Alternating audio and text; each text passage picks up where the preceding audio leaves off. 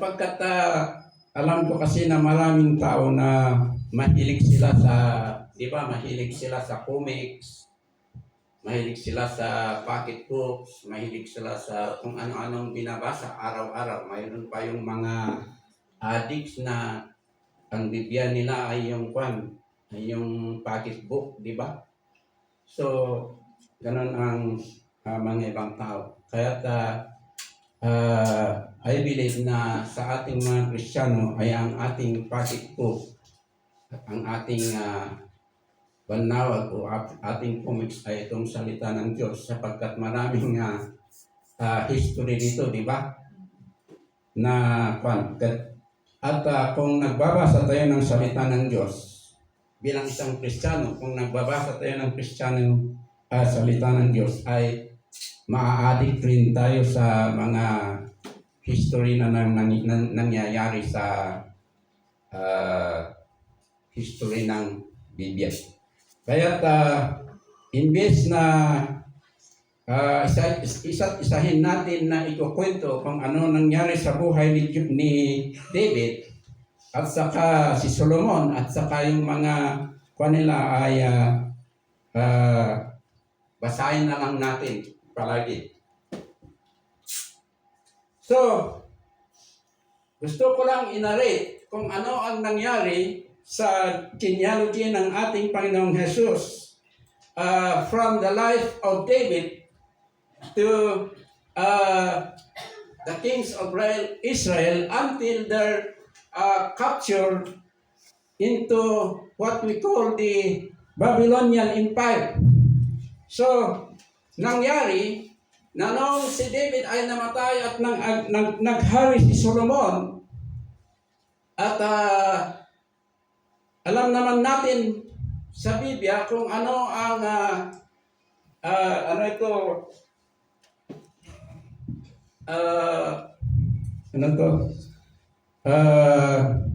legacy ni Solomon sa mga Kristiyano tungkol sa sinulat niya sapagkat siya ang nagsulat ng book ng Proverbs at saka Ecclesiastes at ito ay tungkol sa karunungan.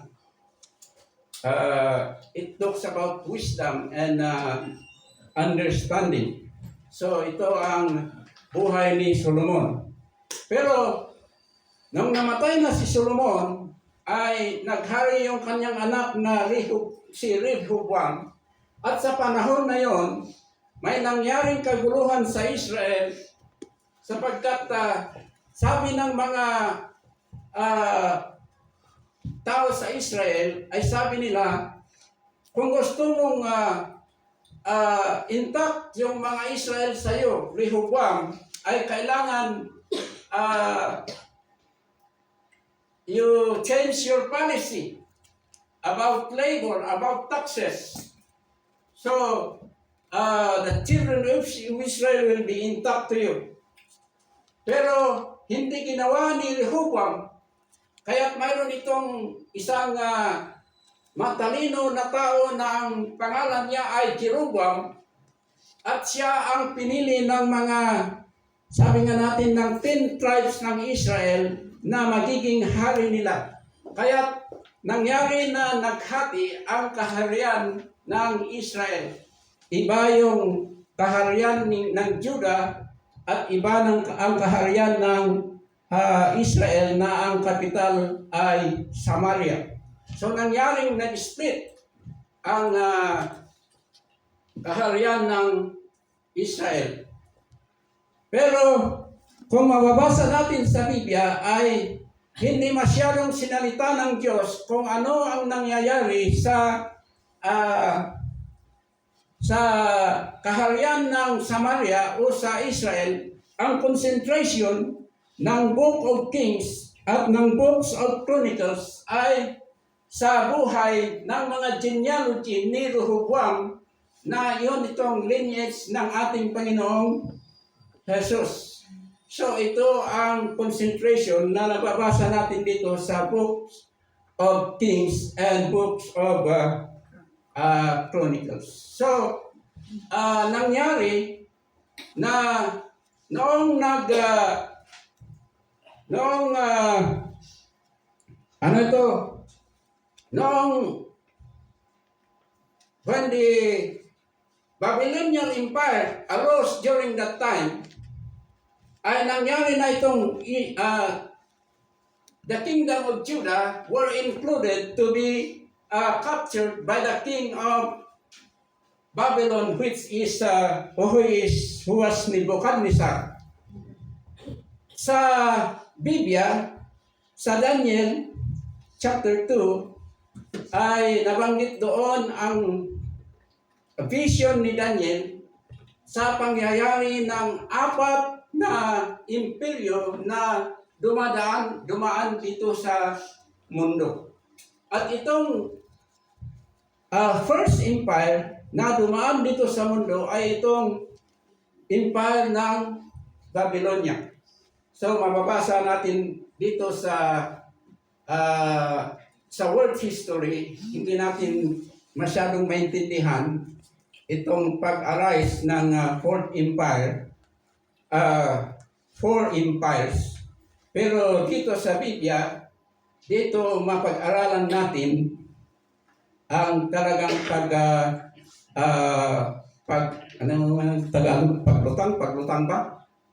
Paglutang ng apat na imperyong ito sapagkat it was visualized by the prophet Daniel.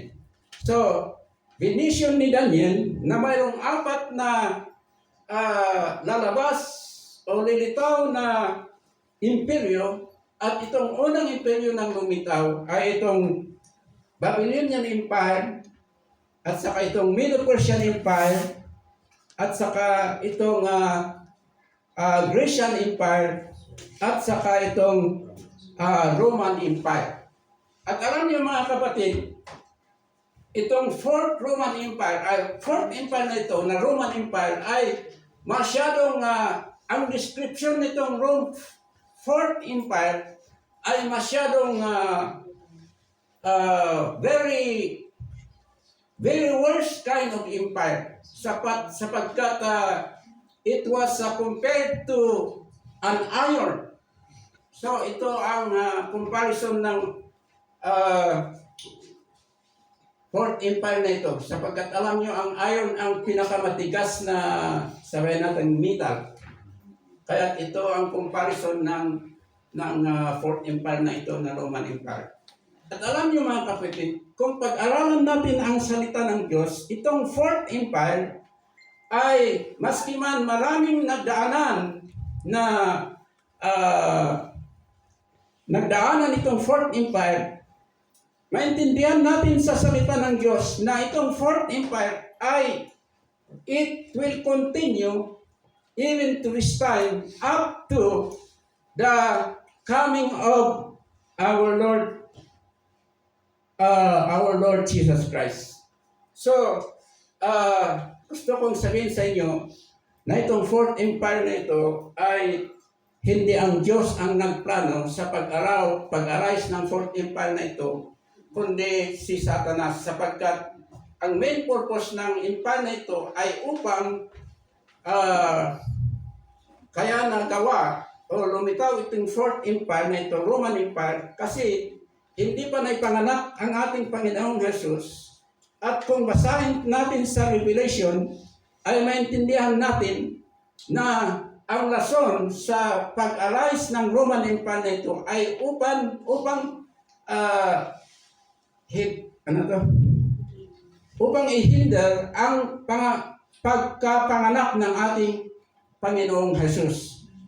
At ito ang isang dahilan kung bakit si Satanas ay he instigated this arising of this Roman Empire. Pero babalik tayo dito sa pagka-capture ng mga Hudyo. Dito, sinalita dito ang mga kings na nagdaan sa kaharian ni Judah, at ang last na kings na naghari bago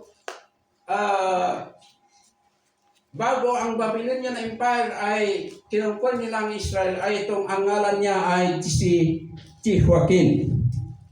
So, gusto ko muling basahin natin yung kwantong, i-flash mo mga panong yung first sa yung Matthew.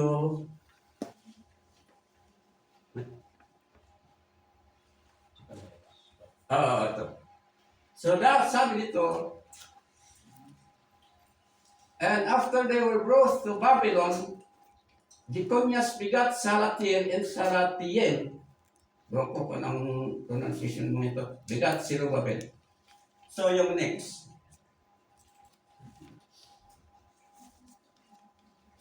Sabi dito, so all the generations from Abraham to David are 14 generations. And from David until the carrying away into Babylon are 14 generations. And from the carrying away into Babylon unto Christ are 14 generations.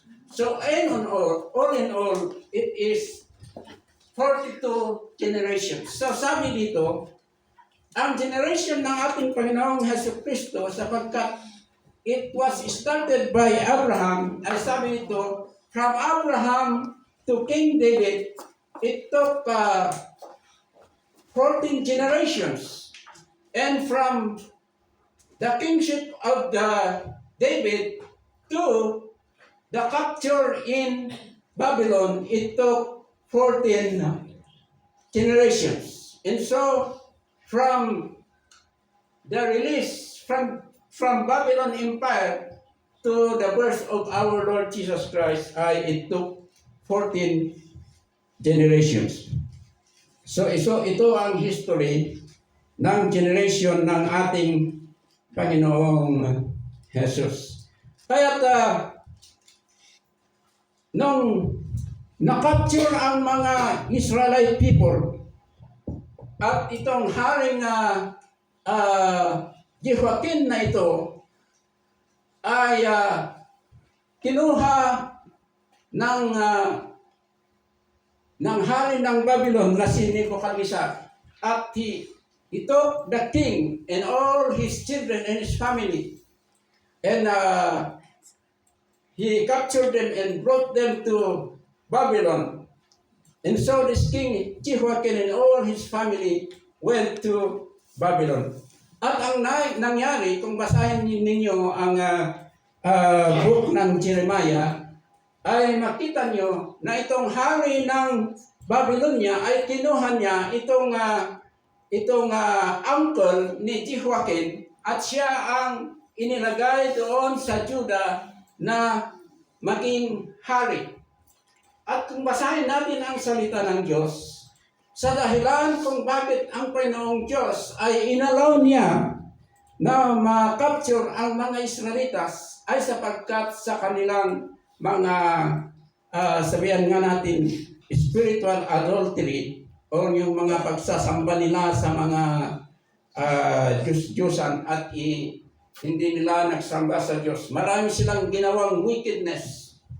At hindi lang yung mga tao doon sa Israel, kundi mas lalo na yung mga hari at saka yung mga princess at saka yung mga pari na Levites ay they turned aside from the Lord. They went out into a whoring. The Bible says, the expression, they went out into a whoring after God, and they left the Lord their God. And so, God punished them. Although God did not desire that the people of Israel will go to Babylon, but because of their sinfulness, because of the hardness of their heart, that's why they were brought into Babylon. And so also the same way with this ano ba itong pangalan niya, uncle ni Jehoiakim na lipat, na nakalimutan ko na,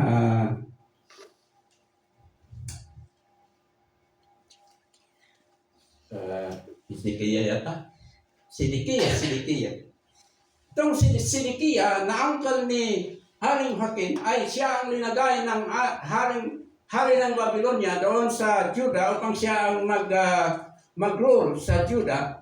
Ngunit maski din itong si Sidikiya ay naging very rebellious sa Panginoong Diyos. Kasi siya ang naghari sa Jerusalem at yung mga mayayaman, yung mga nobles, yung mga taong sabi natin yung mga nobles na sila ang unang naipunta doon sa Babylonia. At yung mga poor people ay sila ang naiwan doon sa Jerusalem. At sabi ng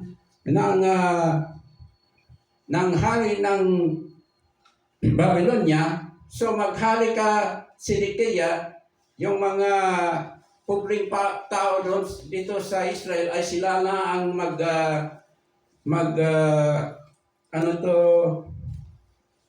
sila na they will be the one to till the lands of the rich people. So the poor people will be left here in Israel, and you will be their king. Pero nangyari na maski si Sidikiya ay hindi siya obedient sa Panginoon. At mayroon itong prophet ng Panginoon na ang pangalan ay si Jeremiah. At si Jeremiah ay winarningan niya itong hari ng Juda na si Sidikiya. Pero itong hari ay hindi siya nakinig sa warning ni Jeremiah. Kaya because of this reason, ay si Sidikiya rin ay kinapture ng hari ng Babylonia. Kaya kinapture nila yung hari, pinatay niya si Sidikiya at lahat ng mga anak niya, at sila ay namatay na. At ang ginawa ng hari ng Babylonia ay nag-appoint ng isang governor na siyang mag-lead o mag-govern sa city ng Judah. At kaya ganun ang nangyari upang yung mga naiwan na maliliit na tao, yung mga poor people ay maiwan sila. Pero ang nangyari, maski rin itong mga poor people na naiwan sa Jerusalem, ay hindi sila sumunod sa kagustuhan ng Diyos. Ang nangyari pa ay gumawa sila ng itong sinabi natin na image na ang pangalan niya ay Queen of Heaven. Gumawa sila ng isang magandang image ng babae na linagyan ng korona sa ulo. At sumulat sila ng inscription doon sa ulo ng babae na ito. At sabi nila, the Queen of Heaven. Kaya nagalit ang Diyos sa kanila. Kaya ang nangyari ay winarningan ni Jeremiah sa kanila, Jeremiah nila na sana ay magsisi sila. Pero hindi sila nagsisi. Hindi sila sumunod sa kagustuhan ng Diyos na ibinigay niya kay Jeremiah. At maski man ano ang sinasabi ni Jeremiah sa kanila, na ito ang gawin nyo, huwag kayong matakot, basta't mag-trust kayo sa Panginoon. Basta't you put their trust on the Lord your God. Don't be afraid, sabi ni Jeremiah sa kanila. Hindi kayo, you will not be harmed. Only if you will trust the Lord. Pero itong mga tao ay hindi sila naniwala sa sinasabi ni Jeremiah. At ano ang ginawa ng mga taong ito? Nung namatay yung governor na inappoint ng hari ng Babylonia, ay nagpanik itong mga tao.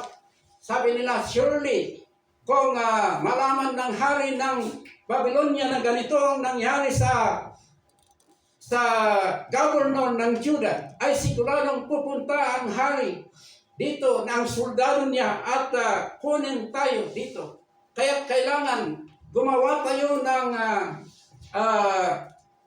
isang hakbang. We will appoint a captain for us to lead us so that we will run into Egypt because surely the soldiers of Babylon will come to capture us. At si Jeremiah na ito, nagtayo sa kanila, tumayo sa gitna nila at sabi niya, don't be afraid. Just speak on. Do what is right. Just continue to farm the land. Continue to plant. Don't be afraid. Sapagkat ang Panginoon ay the Lord will protect you from any harm that will happen. Pero itong mga poor people na left people in the land of Judah ay hindi nila pinaniniwalaan ang salita ng Diyos na sinasabi ng prophet na ito na si Jeremiah. So that anong ginawa nila? Pumili sila ng isang captain at doon nagpunta sila sa Egypt. They returned into Egypt. At ang ginawa nila kay Jeremiah ay they put a calf siguro kay Jeremiah at pinilit nila si Jeremiah na sumama siya sa Ehipto. Pero nung nandoon sa Ehipto, yung mga remnant ng Israelite people na pumunta doon sa Ehipto ay patuloy pa rin na gumawa sila ng kasalanan sa Diyos. Patuloy pa rin na sinasamba yung Queen of Heaven. Patuloy pa rin na binibigyan siya ng mga cakes, ng mga pagkain, at siya ang sinasamba ng mga karamihan sa mga kababaihan. Kaya't nagalit si Jeremiah at sabi niya, sapagkat kayo ay you are a very stiff-necked people. Siguradong kung pupunta ng sundalo ni Nebuchadnezzar dito sa Ehipto at i-capture niya ang hari ng Ehipto, ay kayo, you will be included to be put to death here in the land of Egypt. And at that time, you will know who is telling the truth. May the servant of God, the prophet of God, or you who were saying that you will continue to serve the Queen of Heaven, sabi ni Jeremiah. Kaya sa history ng Jeremiah nangyari na itong hari ng Babylonia, the soldiers of the king of Babylon, he sent the soldiers to fight against the king of Egypt, and so they went to fight against the king of Egypt, and they captured the king of Egypt, and they put him to death, and they murdered many people in the land of Egypt during that time. And so, the remnant Israelite people who were there in Egypt were included in the massacre killing of the soldiers of Babylon. And so, it happened that there were only few Israelite people who were able to escape that situation that happened. And so, the saying of Jeremiah was true during that time. So,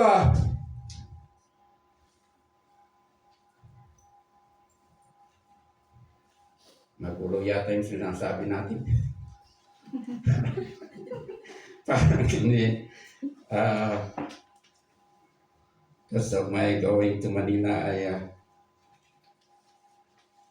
medyo hindi ko na-concentrate gumawa ng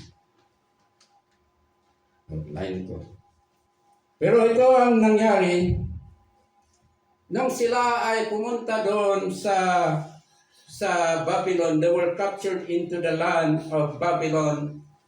And so, when they were there, they will only be in captivity to Babylon for 70 years, because that was what the prophet Jeremiah had prophesied, that the children of Israel will be in captivity for 70 years in the land of Babylon. Because the reason why that happened to them, because hindi nila ginawa, they handa nga uno nyeket kung sa handa nga tinungpal uno, handa nga tinungpal diyay Sabbath day, nga pa nagigimong Sabbath day nga ano yan guys, 70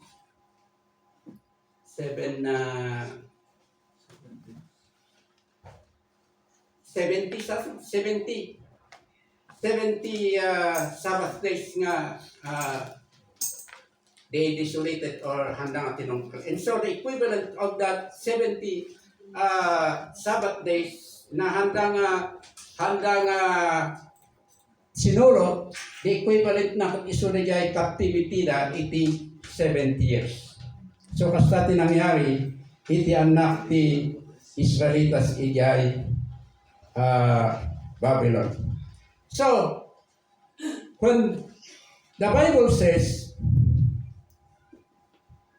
the genealogies from David to the capture of Babylon was 14 generations, and so when they were allowed to return to Jerusalem, so the Bible says from the capture of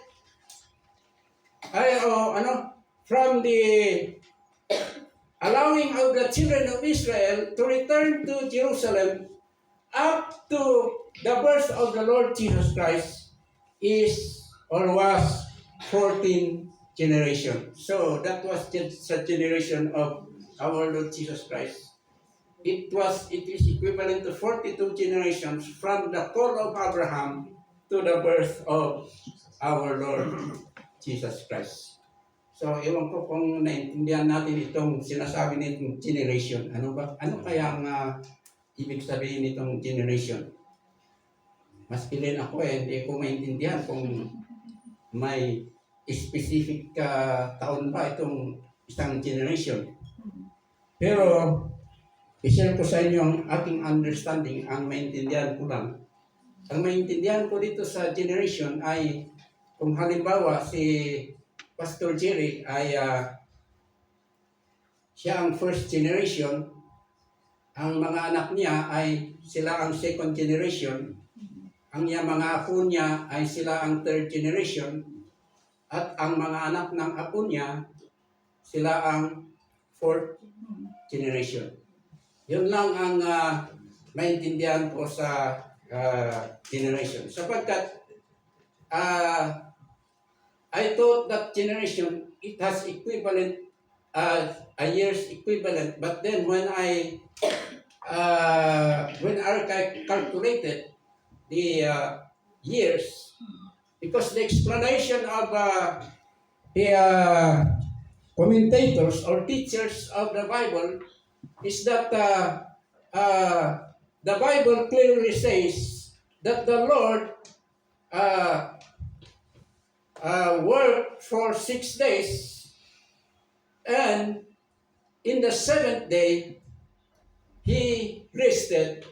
And so the explanation of these commentators or Bible commentators, as the Bible says in 2 Peter chapter 3 verse 8, in Psalms, na the equivalent of the year of the Lord, one day of the Lord is equivalent to 1,000 years. And so the explanation is that God, in His time, created everything for a period, of 6 days, which is equivalent to 6,000 years.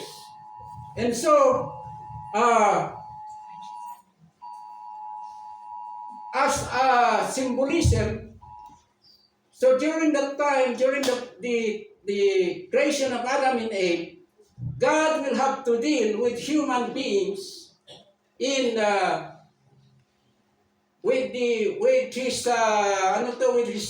contrabida, which is the devil, because the devil was, or Satan was first cast out into the earth before the creation of Adam and Eve. And so, from the creation of Adam and Eve, there was already this this contrabida, anong ibig? Enemy, which is the devil in his evil spiritual forces. And so, God will have to struggle with the devil regarding human being. And so, learners or scholars of the Bible understood that the Lord will work out in the life of men for a period of 6,000 years. But in the 7th year, which is the day of rest, this is equivalent to 1,000 years. So that is why the book of Revelation is speaking about the 1,000 years reign of our Lord Jesus Christ. And so, why is it there's a complete rest in all the world during the time of 1,000 years? It is because the devil, Satan, in his evil angels, and these two enemies to come, the Antichrist and the false prophets, will all be imprisoned. And so there will be no evil spirits, Satan and evil spirits during that 1,000 years reign of the Lord Jesus Christ. So that is the short history of what will happen in the future. And so, do not believe in the saying of others that there are animals whose their ages are millions of years. What they call this, dinosaurs? They are millions of years. No. What is clear in the Bible is that the Lord will have to deal with men for a period of 6,000 years. So, we believe that we are in the kamordungan at the end time of this 6 years of the Lord. So after the 6 years of the Lord, but the only thing is that we don't know, we cannot calculate, we cannot exactly know the calendar, di ba? The death of that completion of that 6,000 years, because even the Lord Jesus Christ said that no one knows the day or the time or the calendar or whatever. We don't know. Our calendar, human calendar, is just a guessing. It's just a guess. So we just don't know when these 6 years will end. So that is what is clear in the Word of God. And so we say here, it says here that when the people of Israel were in Babylon, because when this Jehoiakim was put into prison in Babylon, but when the time came that the king of Israel released Jehoiakim from prison, and he continued to his life. He continued his life, and he even ate with the table of the king of Babylon. And so this was the kindness that the king of Babylon has done to this Jehoiakim in his family. And so, the lineage of our Lord Jesus Christ continued from Jerusalem, from Babylon, because it says this Jehoiakim give birth to this, ang ngalan niya Shealtiel, at itong si Shealtiel ay nanganak, at ang anak niya ay itong si Zerubbabel. At when they were released from the captivity in Babylon, this Zerubbabel was the one to become first governor of Judah after the release from the Babylonian Empire. So, Zerubbabel became a governor of Judah, and then this priest Joshua became the high priest also. And there were many controversies and many problems during that time, because it was not only the returning of the people of Judah to their land Israel, but also most especially regarding this rebuilding of the so-called Temple of Solomon, because this Temple of Solomon was destroyed by Nebuchadnezzar. And so, when they came back from Babylon to their land, they have to rebuild again this Temple of Solomon. And so, because of that rebuilding of the Temple of Solomon, there were many problems and many controversies that happened, many maraming hadlang na ginagawa ng mga enemies upang hindi matuloy ang pag-repair ng Temple of Jerusalem. Kaya itong si Zechariah ay naging propeta during that time, at kaya nga ito ang pinag-aaralan natin tungkol sa buhay ni Zerubbabel, kung ano ang ginawa niya during his role in Jerusalem. Gusto ko pong sabihin sa inyo mga kapatid, as of this time, para lang pa, iwan ko kung alam nyo, pero just for you to, kada kayo nga makamo, so that you may know. Okay? So, many commentators of today believe that this temple in Jerusalem is to be rebuilt again before the coming of the Lord Jesus Christ. They believe na patsyenda na itong temple na ito ay ma-rebuilt again. So yun ang sinasabi ng iba. At mayroon din mga iba na hindi maniwala. At maski ako rin, sa aking personal comments ay hindi ako maniwala. Sapagkat alam niyo kung bakit hindi it is not certain kung this third temple will be rebuilt again, because of the prophecy of the Lord Jesus Christ.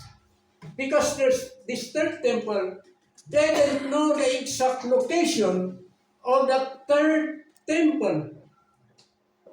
Handa nga mo the exact location na ito